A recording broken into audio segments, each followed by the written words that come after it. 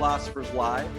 It is the Friday night edition. This is going to be episode number 29. Remember, you can find us live on Facebook. You can find us on YouTube and Spotify as well.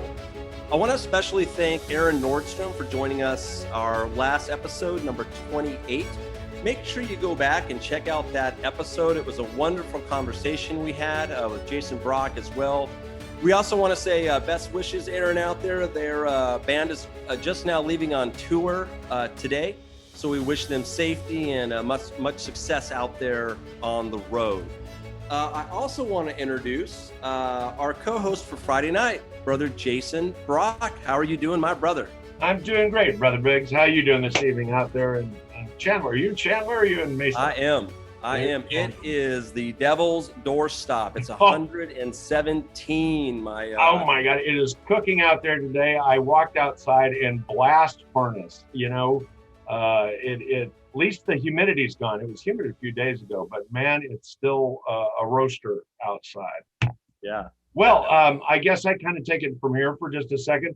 First, to everybody out there who's watching us, whether it's on Facebook or YouTube or whatever the streaming service you have is, we would truly appreciate it if you would share this program.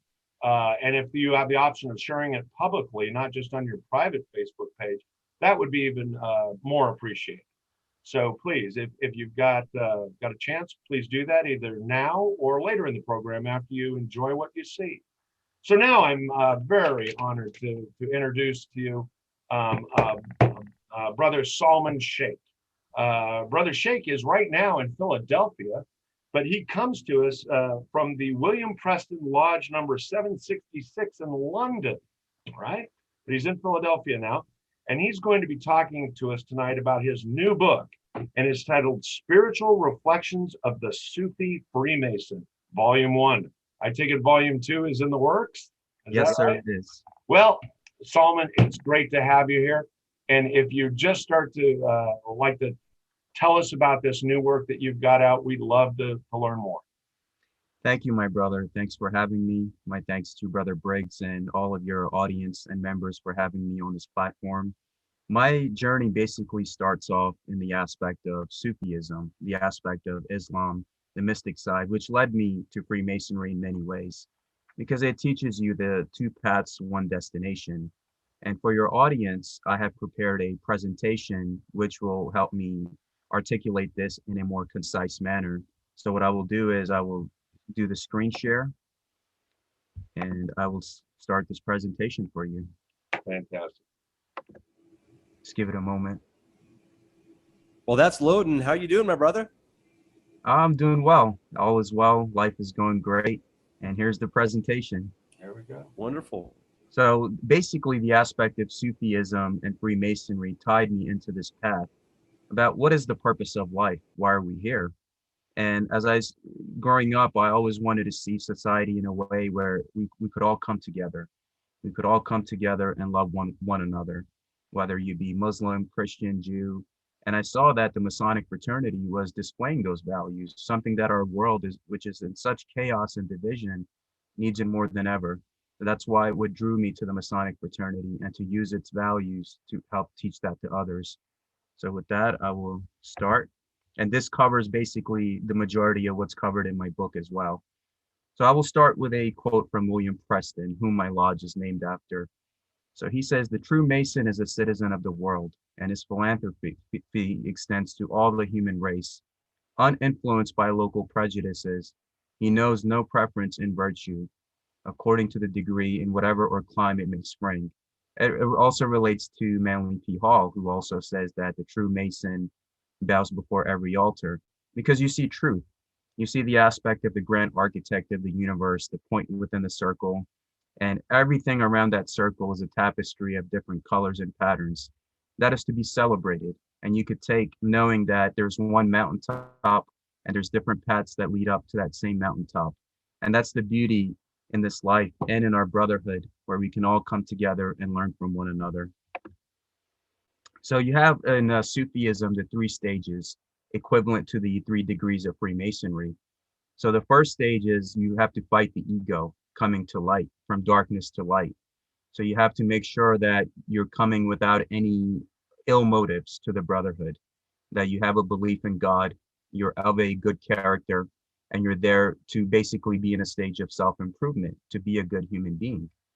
The second stage is the tariqah, which is an order to unite with the grand architect of the universe. Now, this is, if you read Rumi's poetry, this is what he calls by being lost from his beloved. So his beloved is Almighty God, or aspect of the grand architect. And that's what the Mason is seeking too. When he treads this path, he knows that this path will be filled with anxieties, it will be filled with tests, it will be filled with many things which will get the best of him, trials and tribulation. But he accepts that because of his quest to get back to the beloved. And that's in the Sufism, it's the same exact thing. Now, the third stage, or the third degree, is the Marifa, the act of know thyself and know thy Lord. And everything is basically within your heart. Everything is within your heart. And that's what the Sufi teaches you, is that everything is telling you to look out there, but nothing is telling you to look within, where God dwells. And everything is basically an aspect of knowing who you are, what you stand for, what your foundations are, and just looking at yourself in the mirror. Who am I? Why am I here? What is the purpose? Am I just here to work, pay bills, and die, or take care of my family? Is there more of a purpose that I was sent here for? And you begin to have that self-realization and understanding within yourself and realize, okay, this is my gift to the world, and this is what I have to share. And that's what we find in Freemasonry as well. The brother who discovers his talent or skill, and they use their talent or skill to help their lodge or jurisdiction or their community in whichever way that they can. So the Sufi says that there's the four worlds and the four realms of knowledge. We're right now in the first one, which is matter, earth, water, air, fire, and ether, the aspect of knowing God and knowing thyself. So this is what a lot of the spiritual people call the 3D realm, and the Sufis believe this is the first level. The second level is the spiritual beings like jinns and angels, heaven and hell, cause and effect. So there is an aspect of as above, so below. So if there's a spiritual war, like warfare taking place here in our reality, in our 3D reality, there's one taking a place up there too. And it's a reflection of our, basically our standing in society and our inner reflection of who we are and what we stand for. And that's basically what's reflected from our heavenly companions. So that's what the Sufi says, that, in the aspect of even Omar Khayyam, who says that I myself am heaven and hell. So it's your reality inside. If you choose to be in a good frequency, you have good thoughts, you have good deeds, you choose to love others, forgive others, then you will create heaven on earth for yourself. But if you choose to be in a state of low vibration, low state, anger, hate, the aspect of just hating everything and everyone around you, then you're going to create the hell for yourself, because you are given the choice. Everything is by free will, including in Freemasonry and in Sufism. You can't blame any circumstance. Everything ultimately is with your permission. It's like there'll be 3 a.m. in the night and someone knocks at your door, whether it's a being or a human being. They cannot come inside without your permission. So the light and the aspect of the world that you're trying to create, it's within you. Everything is within you, and that's what the Sufi and the Masonic path have one and the same, as I reflect in my book. So the third level is the source of the lost word. So all the Masons, we have the aspect of finding the lost word and the hidden tablet. And the fourth realm is the realm of the grand architect of the universe. Now, when you see the Sufi dervishes, they're whirling around in this like nonstop motion. They say that everything is one. So myself, Brother Briggs, Brother Jason, they would say that everything operates within this one hand, that we're all the same being. And basically, whether you have the goodness or the other aspects of reality that we're dealing with, it's basically God holding us in the palm of his hands. And that's why even in Sufism or Islam, they pray like this, because it's the aspect of God holding you in the palm of his hands and everything operating within that one being. And that's what the dervishes are doing, trying to get back into that reality, so just spinning and spinning in this continuous one motion, because everything is infinite. Now you have the aspect of the pillars, or the 5 pillars of Islam, which go hand in hand with Sufism. You have Tuscan, Doric, Ionic, Corinthian, and Composite. And the Islamic pillars, they go by the aspect of shahada, being a charitable individual, giving alms or giving charity. You have the aspect of prayer, like you have prayers in the lodges, we're doing almsgiving. Then you have fasting, which is to circumscribe your desires and live your life within due bounds, because that's what fasting helps you to do. You have the Hajj, pilgrimage. You have to make your pilgrimage to the holy city of Mecca in the east. The Mason is traveling back to the east to find knowledge and light. Zakat, almsgiving.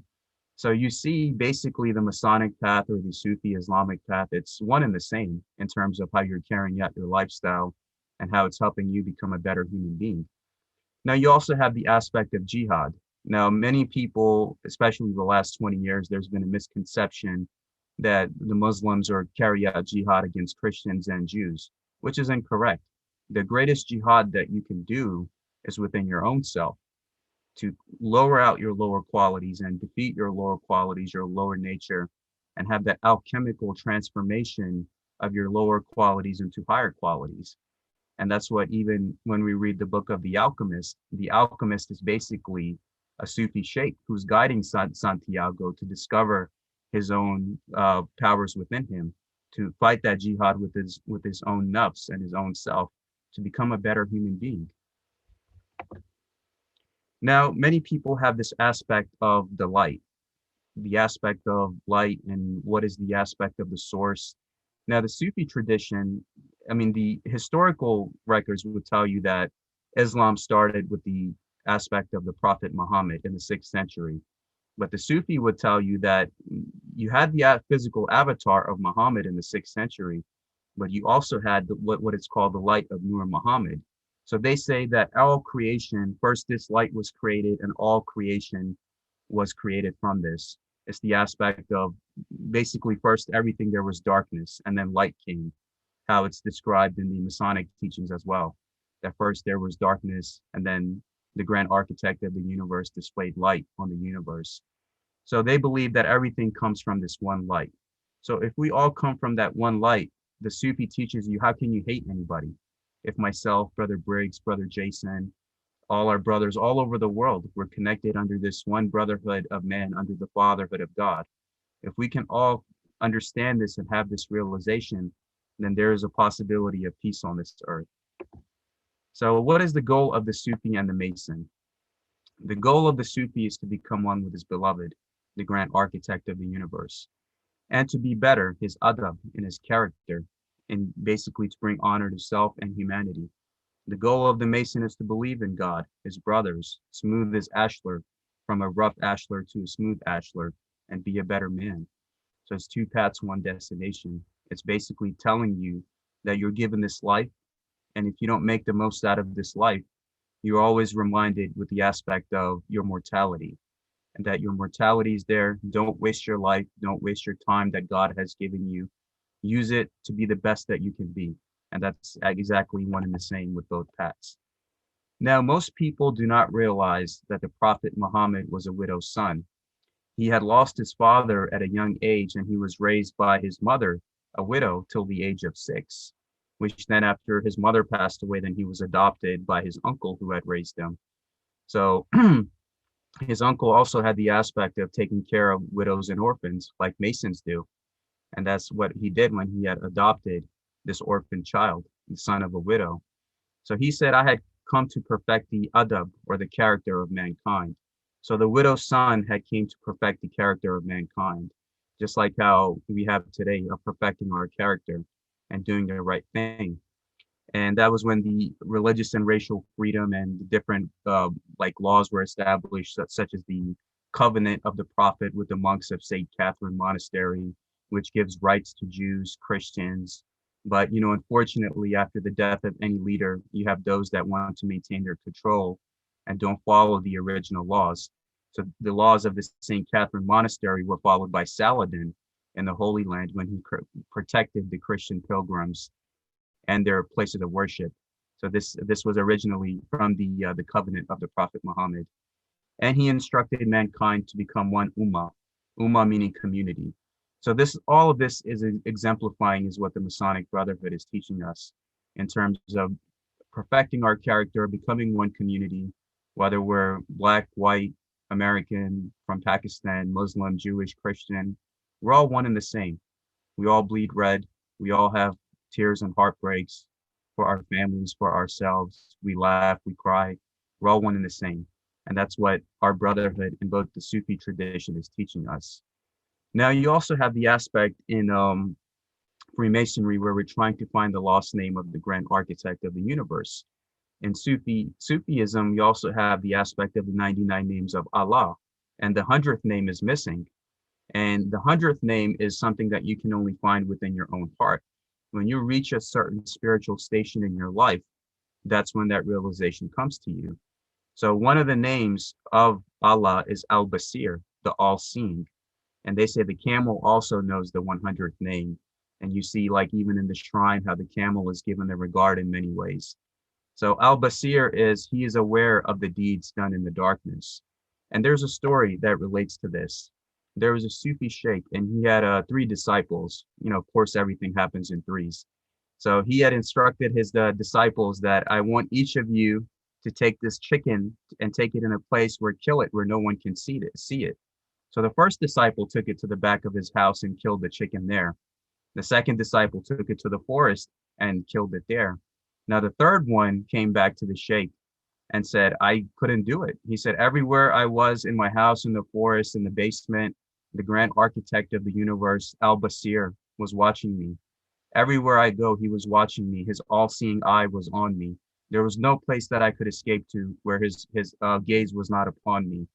And it just goes to show you that in our life, our deeds and things that we believe that we're getting away with stuff, we're not getting away with anything. There's always a price to pay for our hidden and basically seen and unseen actions. So we have to be mindful of that. Do we have just one mask? Do I have just one mask while I'm dealing with Brother Briggs and Brother Jason? Or do I keep the same personality when I deal with my family, at my workplace, with my job, dealing with the community? So the only way you'll have peace in your life is if you keep one mask for all endeavors, where your personality stays the same. You be yourself in all those situations. And that's when you make peace with yourself and the higher powers. What Freemasonry and both Sufism teach us is that don't waste your time. And there will come a time when we go to the Celestial Grand Lodge, where there is an aspect of accountability in many ways. So you also have the Brethren of the White Cloth. And what happens is when we go to Mecca, we're basically walking around with this white cloth. And it tells you that you came into this world and you're going to leave this world in the same way, with nothing. So when you go to Mecca, you make that holy pilgrimage from the west to the east to try to gain more light. You're divested of everything. So here you have a Middle Eastern and you have a white brother. It doesn't matter. They're all equal and on the level. And they're all equally divested, wearing that white cloth. And that white cloth symbolizes death. That this is the same cloth that they're going to wrap you up in when they bury you.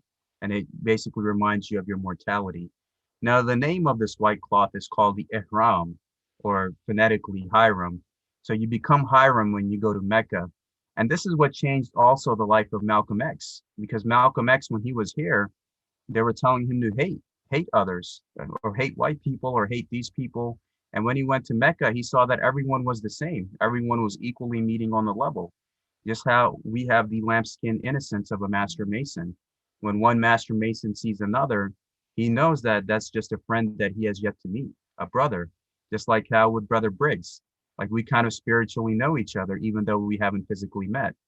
So that's what basically the aspect of the ihram is, or Hiram, when you go and put that white cloth on, that it doesn't matter who you are, where you come from, we're all brothers, and we're all in this together. And that's what changed Malcolm X's life, and that's what changed the life of many people, and removed the hate from their hearts. So you also have the aspect of memento mori, aspect of death. And this is what the Muslim believes, and that's why in many aspects, they're not afraid to die. When it comes to their death, they're like, okay, you know what? I know this life is an illusion. So whether it comes to war, whether it comes to any conflict or any situation which kind of gets the best of you, they don't care whether they die in the situation, because it's about our mortality and our reality. that we accept that every soul will taste death. And it tells you that, and we test you with evil and with good as trial, and to us you will be returned. And that's from the Quran, Surah 21, verse 35. And that it tells you that you're here, and both good and evil, those tests that come from God, even when you look at the Kabbalistic tree, both there is an order. One cannot exist without the other. You will be tested with both good and evil, order out of chaos, black and white tiles, good days, bad days, good days. It's inevitable, but you got to find that balance within yourself while this life is being given to you. And you're reminded of your mortality, that I'm not here to waste my time. I'm here to do the right thing and accomplish and set a foundation for myself, for my family, and do the right thing. And that's ultimately when you make that peace within your life, knowing what's coming after and what's coming before, then there's no trial or tribulation or the mental mind games of this life that could defeat you. And that's what exactly Freemasonry teaches you as well, to trust God and to know that the path ahead will be filled with both good and evil. But as long as you trust God, do the right thing, then you shall have no fear of anything. So you also have the aspect of the Sufi meeting on the level. Now, you have the aspect of the House of the Temple. They have the volume of the sacred laws. All holy books are displayed. The Bible, the Quran, the Bhagavad Gita, the Buddhist text, everything is given equal regard. So in respect to what Freemasonry teaches is to respect each brother's faith as a volume of sacred law. That's expressed in the Sufi tradition as well, in Surah 2, verse 62, that those who believe in the Quran and those who follow Jewish scriptures and the Sabians, any who believe in God and the last day and work righteousness shall have their reward with their Lord. And no, on them shall be no fear, nor shall they grieve. And there's been a misconception that as Muslims or as Sufis, we're taught to hate Christians as infidels, but that's not true. We're all brothers, we're all people of the book. And just like how Freemasonry teaches us that every man is free to follow his own faith, as long as he believes in a supreme being, does the right thing, and follows his own path in his own independent way. In this Islamic and Sufi tradition is telling you the same thing. As long as you do work righteousness, believe in God, and do the right thing, on the day of judgment, you shall have no fear or grief for you or your family. And the aspect of verse 49, on the aspect of Surah 49, verse 10, that the believers are but brothers. So make peace between your brothers and be mindful of God so that you may be shown mercy. And also the last surah, that we make no distinction between any of his messengers. So if you really look at the esoteric teachings of Sufism in aspect of what the Quran is teaching us and what the Brotherhood is teaching us, it's basically one and the same, that everyone is equal and we're all on the level, trying to find our own path in life through our own independent way. And you have to find a path that works for you. Any path that helps you become a better person, helps you get close to God, and whatever it might be, just like how Freemasonry tells you that every brother has their own path. You find what works for you, and then you pursue that with full passion and tenacity. So you also have the aspect, the Sufis are always reciting La ilaha illallah, and they're telling you that everything in this life is an illusion. God is the only reality. It's like how I pointed out the aspect of the one hand, that everything, basically everything is one being. So myself, Brother Briggs, Brother Jason, we're all just conduits of that one being, just trying to understand each other. And that's what the Sufi tells you, that the perfect being manifested into these different avatars trying to understand itself, or God basically playing hide and seek with its own self through all of us in the flesh.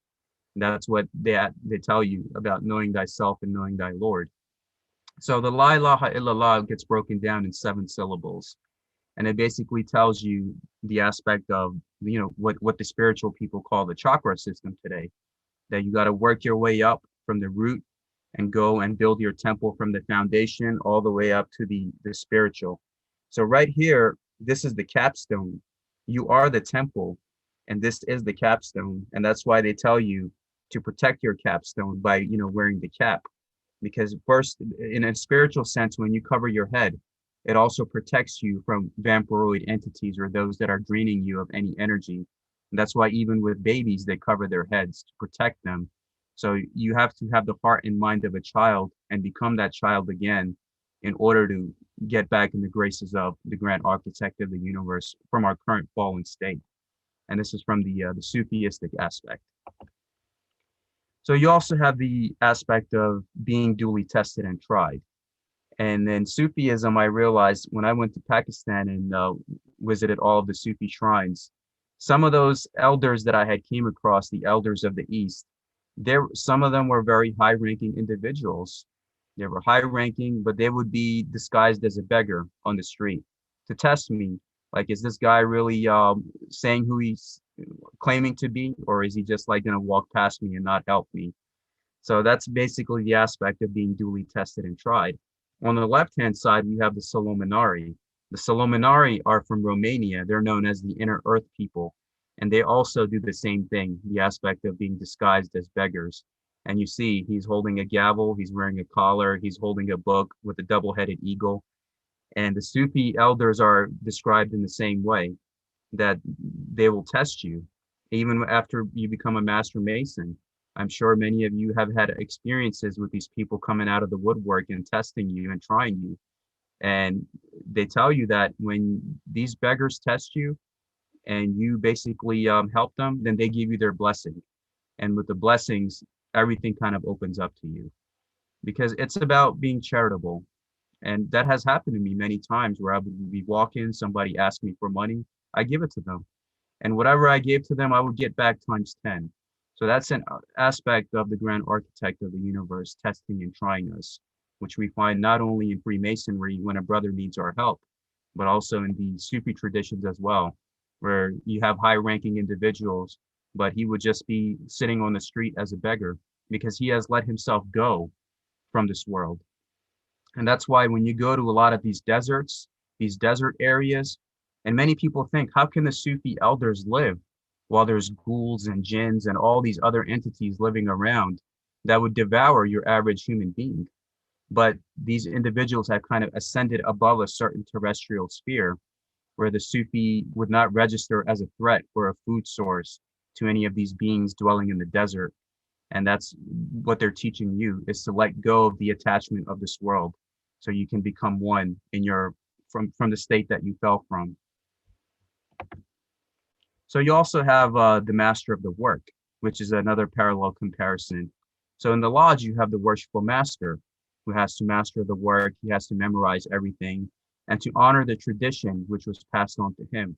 Because we wouldn't be Masons today if it wasn't for the worshipful masters and those that came before us who had mastered the work and who had passed it on, so we can all take benefits and enjoy our brotherhood and camaraderie and fellowship and become who we are today, is because of those traditions that were passed on. And it's our job today to pass that on to the future generations for those that are not taking their lodges seriously. It's up to you whether it survives or not. And you have to take that responsibility of passing that on to the next generation. So in the aspect of Islam, it's the same thing. When you become a Hafiz, they make you memorize all 114 surahs of the Holy Quran in Arabic from front to back, back to front, because you have to pass the work on. You have to become the master of the work. Same thing with the worshipful master. So as you see with what I've been laying down with the path and what's described in my book, it's basically one and the same, no matter which path you follow. There's you get tried, there's brotherhood, you have to learn the work, you have to help each other, become a better person. So it's all tied one and the same. So this is basically when we become from darkness to light. This is also an aspect of the seventh surah, which seventh being the seventh letter of the G in our Masonic square and compass relating to God. So it says, Allah, God is the guardian of those who believe. He brings them out of the darkness into the light. So this basically tells you that you don't have to fear anything. When you put your belief in God, God becomes your guardian when he brings you from darkness to light. And that's basically what the Sufi believes when he realizes that, okay, the path ahead might not be safe, or it might be filled with trials and tribulations, but God is my guardian. And I don't have to fear anything because everything will fall in line accordingly as I'm being brought from darkness to light. Same thing in the Masonic tradition, all one and the same. So in the Sufi aspect, we're also taught to be humble. And one of the grand masters of Sufism is known as Sheikh Abdul Qadir al-Jilani, who was personally led to his path by Al-Qidr, the Green One, or who we know in many traditions as Melchizedek. So he's known as Melchizedek, as Al-Qidr, the Green One, and he was guiding Sheikh Abdul Qadir al-Jilani to his destiny. And when this man became a master, he was walking with his disciples, or let's say he himself was the master and the brothers under him, and they were like going through the town, and they came across a beggar, and he pointed at the beggar saying that the beggar is better than me. He has a higher status than me. And the students got shocked that, why would you say that? And he said that overnight, the grand architect of the universe can put me in his position and put him in my position. And that's what it's teaching you, that you always be humble. In a blink of an eye, you could lose everything. Your whole world can turn upside down in a day, in a night, in a moment of second. Even right now, anything can happen. But it's the aspect of being humble, knowing that if I worked hard to have what I have, let me not forget my roots. It's like you have many masters. They forget they were also once apprentices. And you have to have that same regard and patience for those that are beneath you and those that are above you. Just like in the Masonic aspect, that we're all on the level. Doesn't matter what your rank or title is or who you are, where you come from. Everyone is equal. But yet, nothing is perfect. Everything has an imperfection.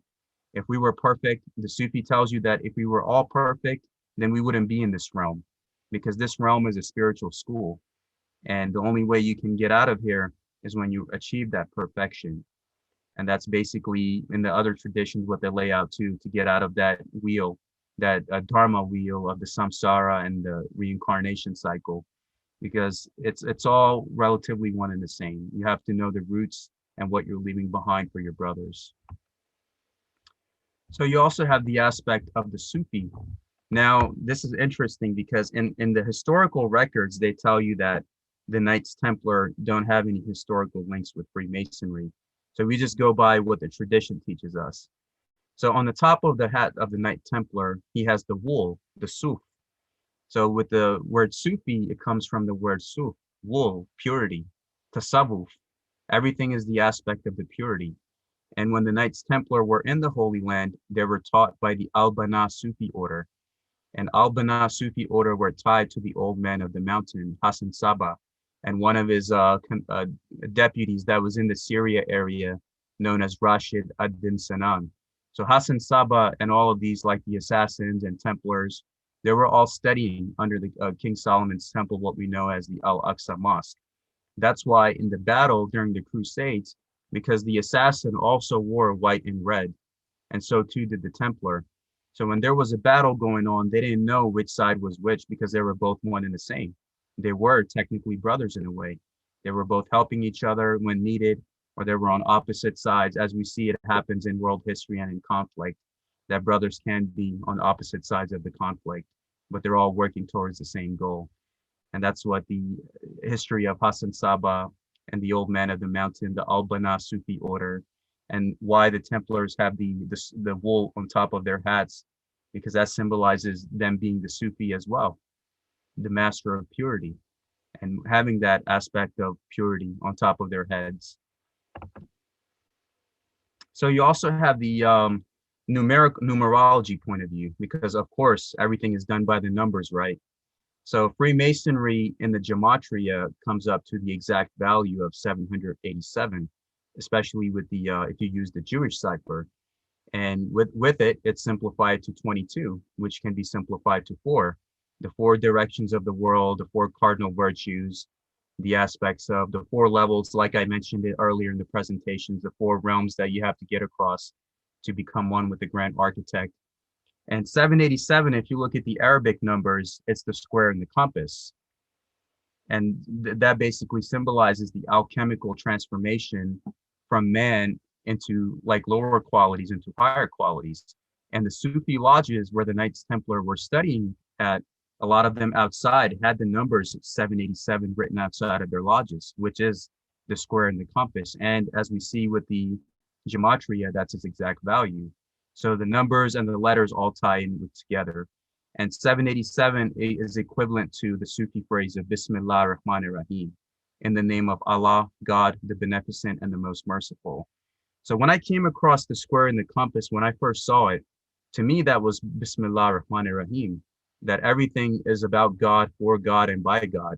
And that's what I ended up discovering when I joined the Brotherhood, that everything is a brotherhood of God, and it's all tying each other together. That's exactly what it is. So all of this stuff, it's all relative. All these different stories and aspects and comparisons.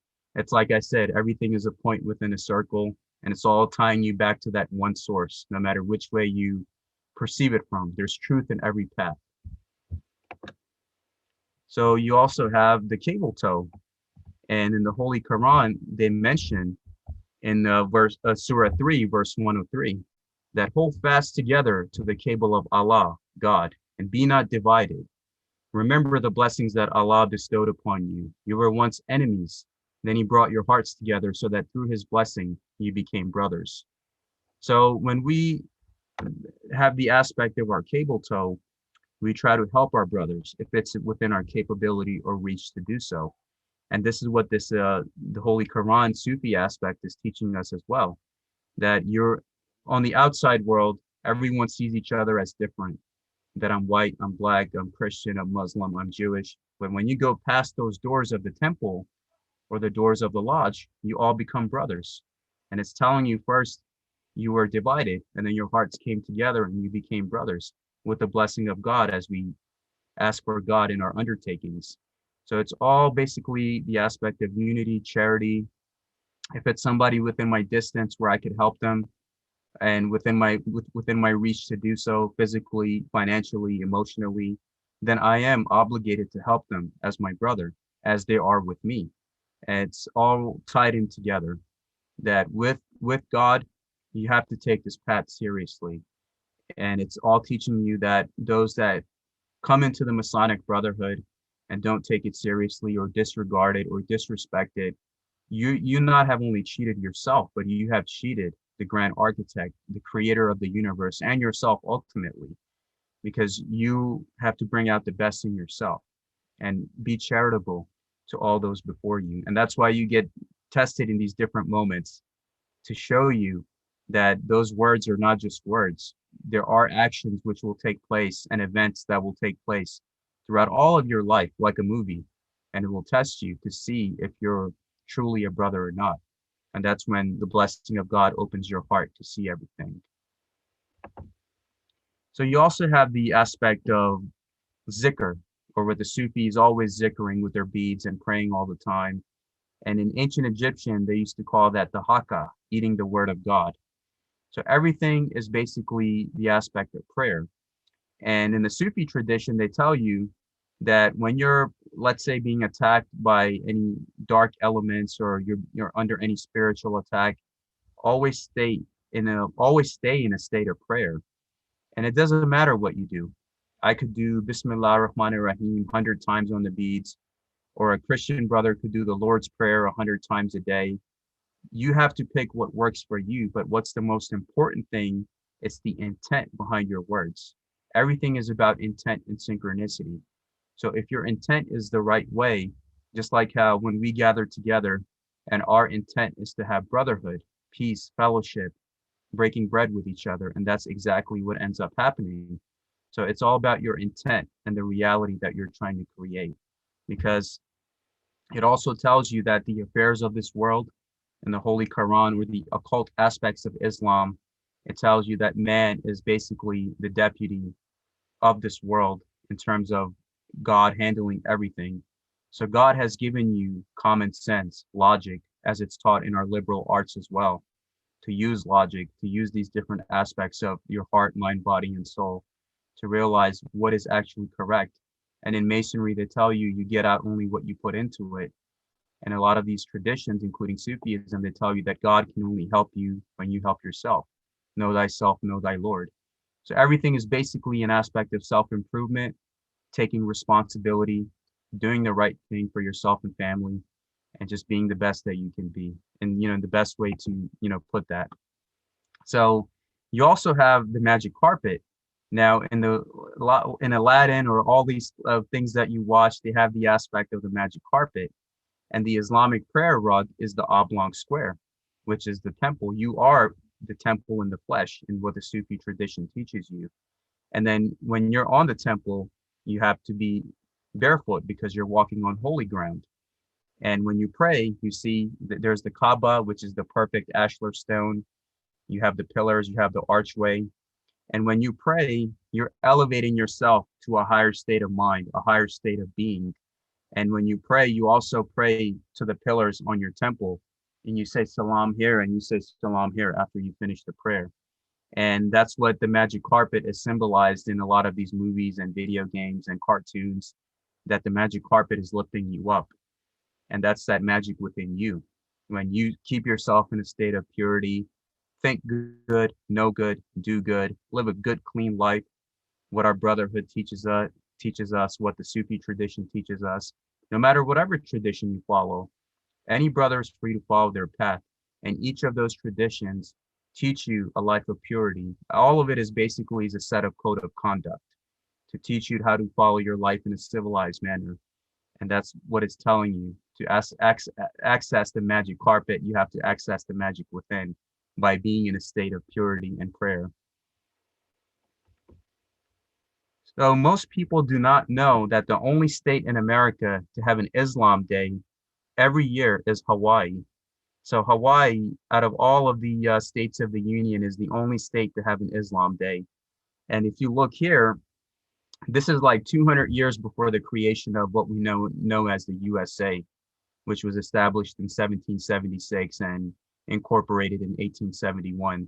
And we see here two Moors, and they're wearing the Shriner's fez. And this was the banner of the Kingdom of Hawaii.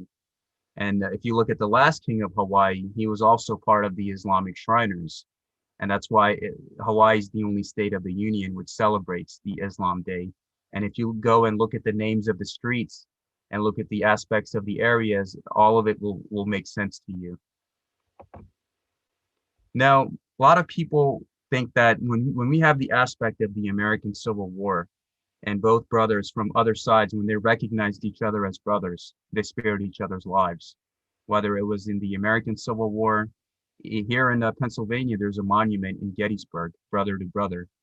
And it tells you that when both brothers saw that it was one brother on one side and the other on the other side, they had a feeling of empathy, love, brotherhood, and they spared each other's lives. Even in World War II, World War I, there were aspects where forces who hated each other, were there to destroy each other, sat down together in lodges in the aspect of harmony and brotherhood. And this goes back, our brotherhood is time immemorial. And this tradition also goes back to Saladin and Richard the Lionheart. Every time Saladin would be in danger, he would be hurt, Richard would send his best physicians to check up on him. Anything would happen to Richard, Saladin would send his forces, they would send their physicians to help each other, and they would always meet on the level. So this aspect of what we see, this tradition of brotherhood, and sometimes human history to the profane won't make sense, because they would say that these two are enemies on opposite sides, just like the Civil War or the World Wars. We also have Saladin and Richard. And that's why during the Holy Land, when Saladin was in Jerusalem, he promised to protect his Christian brothers and sisters and protected their relics, their places of worship, and making sure that all were treated equally and on the level, just like how any Masonic leader would.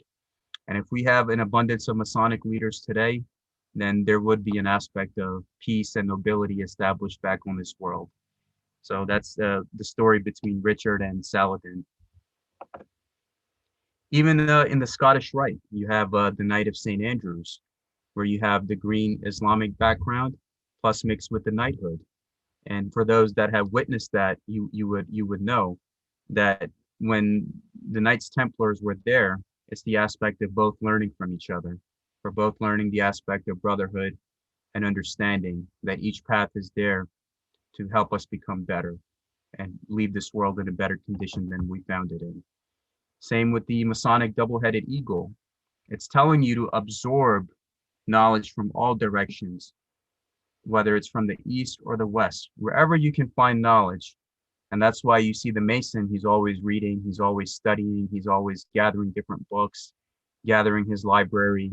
And that's what the Islamic tradition teaches you as well, that God is in all directions. When you pray, when you end your prayer, you end it this way, you end it that way. And that's the double-headed eagle of the grand architect of the universe in the Sufi tradition as well, that God, the all-seeing eye, al-Basir, is watching you at any given moment, witnessing your thoughts, deeds, and actions and words.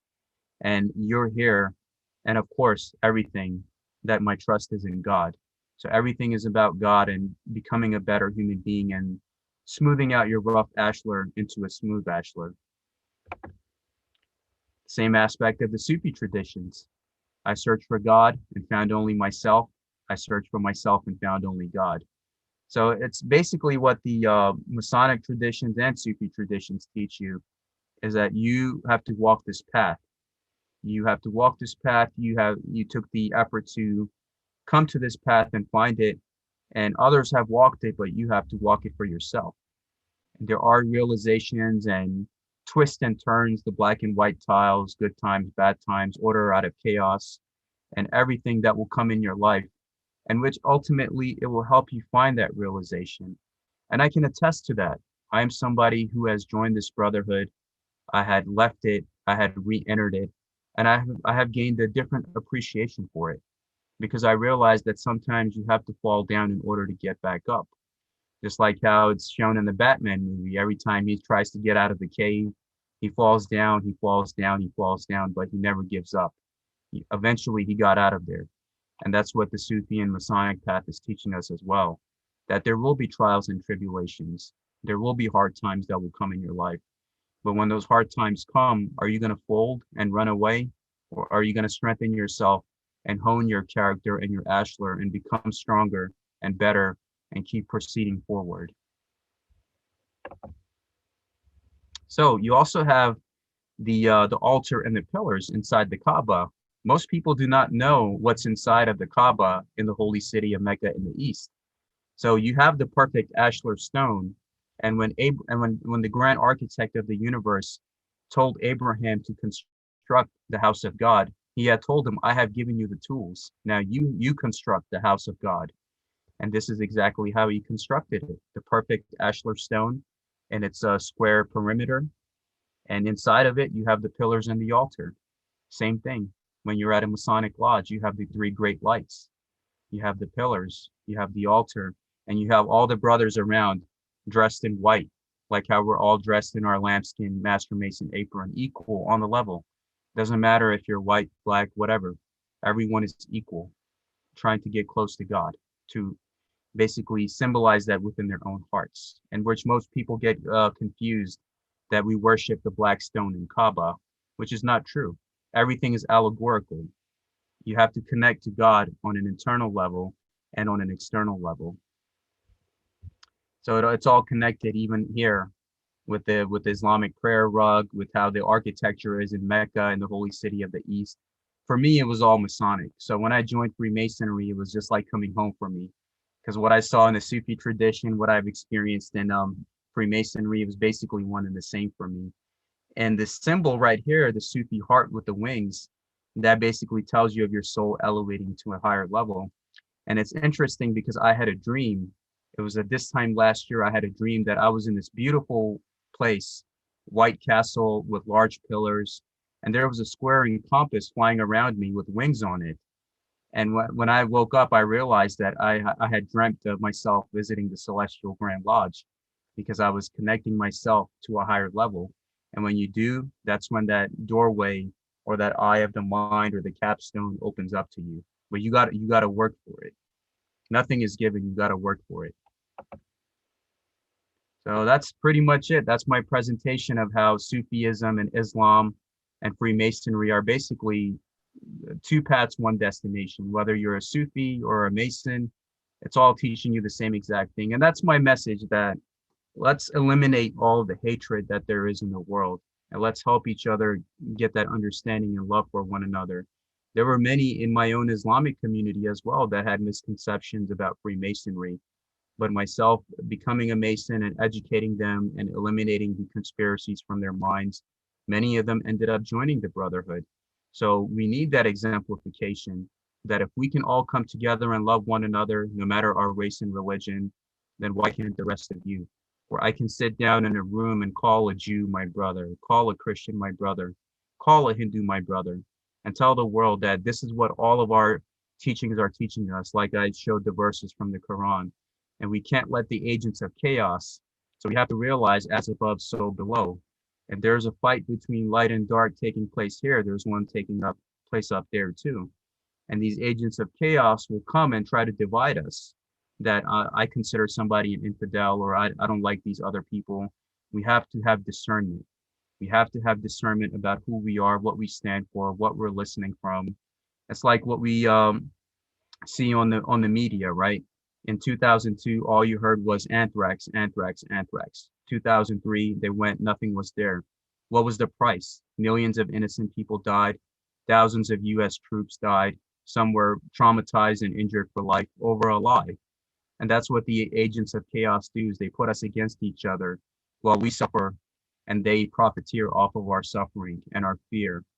So we have to do the right thing and have discernment and learn that each path is teaching us the same thing. Don't look at one individual as if somebody from a certain group is acting out, that's that personal individual you hold accountable. You don't generalize their entire background, because all five fingers are not the same size. When I came to America as a 5-year-old kid, I would realize the love between everybody. First, I first moved to Cleveland, Ohio, all Midwestern American town. And there was a church right next to where we lived. So I would take Quran classes and Bible classes the same day, because I realized that there was truth, love, unity being shared in all of these venues. So we have to realize that, just like how Freemasonry tells us that we're all brothers, let us exemplify that to the world too. And maybe if all of us, if collectively, if enough of us can do that, then maybe our children and our grandchildren might have a chance at a future in a chaotic world that's being torn apart right now by the agents of chaos. And the Masonic Brotherhood has to step up to the plate and exemplify all of this. I thank you all. My brother, that was absolutely wonderful. Can you guys hear me okay? I want to make sure I got myself unmuted. We usually close at 8 o'clock, but if you can stay for a little longer, I would love to hang out for a little bit and just ask you some questions. I wrote so much down here. You know, I want to stick to your message because, you know, I feel the same. And let me share a quick story if I can, if that would be okay. When I joined Freemasonry, the news was pretty phobic. You know what I mean? It was the Bush administration and all that stuff, right? And we started Unknown Philosophers as a dinner at my house with brothers, because we were finding brothers who have seen God and have had that experience and are like, dude, my ego is in the corner like this. And I'm like, yeah, mine is too. Let's get together. Right. And our second dinner, we had a brother from Iraq, Amir. We had a brother from Iran, Shober. We had a brother from India, Krishna. We had Cosmo from Italy. We had me from the US. All of us very educated on the alchemical texts and just the enlightened texts, you know, from the people who've experienced this. And I tell you what, my brother, that conversation we had that night gives me the chills to this day. We talked about God. We talked about King Solomon's temple. And I just fell in love with Freemasonry more than I ever thought in my life in that moment, because of the love around. Everything else dropped. Nothing else even mattered in that moment. And I remember calling Brother Timothy Hogan the next day. And I said, man, I just had the most incredible evening. I said, please tell me that during the Crusades that this is what happened, that you had the war going on and you just made the hair stand up on the back of my neck, that men like us were watching this war and just, we have a connection with God on the inside. It can never be taken away from us. It's something you've seen. It'll never go away, right? They met underneath that temple and talked just like we are today. And Absolutely. that information came from the East and came West, like you said, from the Templars, and just kind of got into the alchemical texts and testimonies. And here we are in 2021. And I just want to say, God bless you, man. Dude, my heart's beating. I just feel the love right now. I just want to thank you for your presentation. It was wonderful. Anything you want to add? Thank you, brother. I have much love for you, brother Jason, all of our brothers in attendance. I hope one day my journey brings me to Arizona so I can sit down and break bread with you and experience what Arizona has to offer. And my love and prayers are always with you, all of you and your families. And I pray that whatever this year has in front of us, the challenges and rewards, that we're able to be open to receive them and surrender our hearts to the divine, because everything is about surrender. And when you surrender, it all comes to you. You just have to be open to receive it. And that's the beautiful thing. Like, they were meeting 1,000+ years ago under the temple. We're still meeting now. So some things really don't change. And Yeah. we're all in this together. And whether you're Jewish, Christian, Muslim, let's leave a better world behind for our children, and let them not suffer the way that we did in terms of the division and the chaos.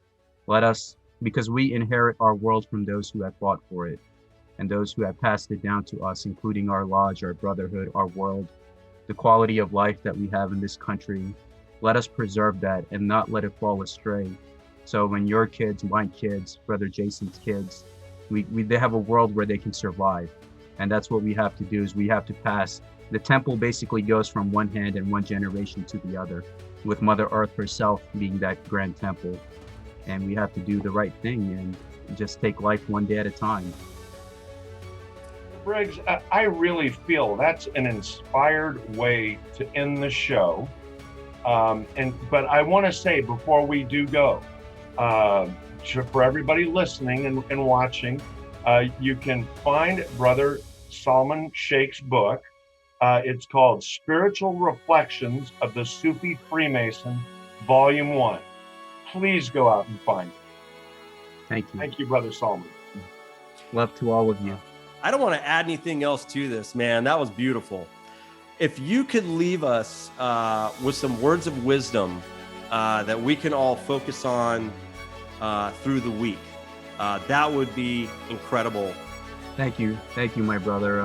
It's my honor and privilege and pleasure. And what I would leave you all with is, this life is too short.